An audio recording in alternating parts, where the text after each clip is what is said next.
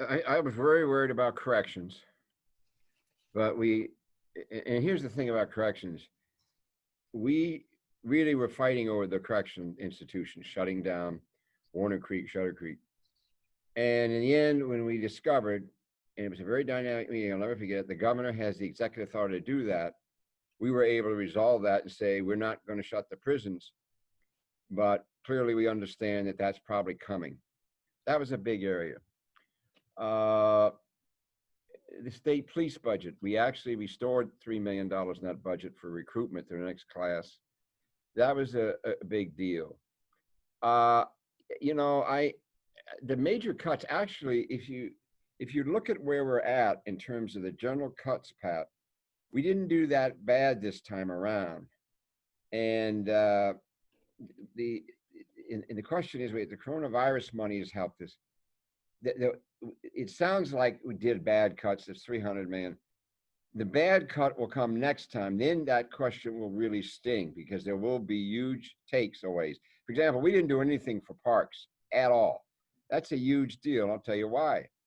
In discussions I had with Lisa Sumption, head of parks, who I think is extraordinary, they did not even hire back 300 plus park rangers. The parks are overwhelmed.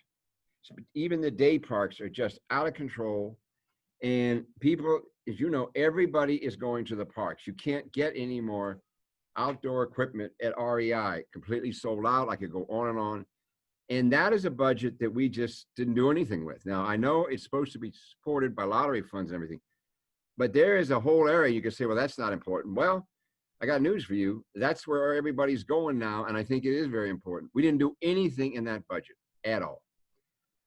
The higher ed bonding bothered me. We had a terrible fight on that. I wanted to put 50 million or 100 million with HEC and let them distribute it among the institutions of higher learning. I lost that fight, and they decided to favor science buildings in the major schools. I regret that because you had Cascade, you have Western, you had a number of other things. And the truth is their money was gone because the lottery money that we promised, we couldn't deliver on. So the budget, that whole bonding thing was devastating. I had a project, $20 million to do something about Salem's water system, which by the way, it provides water for the entire Mid-Valley. And it was a disaster last summer. They've having to build a new plant. Well, I had $20 million in lottery bonds, and they were all ready to go, and everything, they lost it all.